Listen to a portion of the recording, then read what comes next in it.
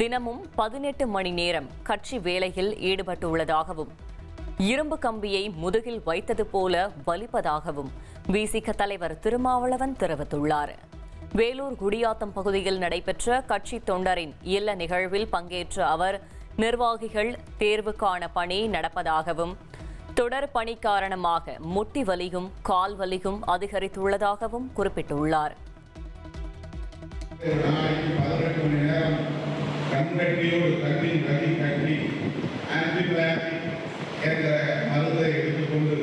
கண்ணிலே ஆயிரம் போட்டுக்கொண்டு ஐட்ராஸ் போட்டுக்கொண்டு 15 மணி நேரம் 18 மணி நேரம்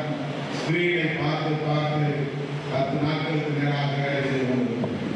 உட்கார்ந்தால் முதுகெலும்பாக இல்லை, கழுத்திலிருந்து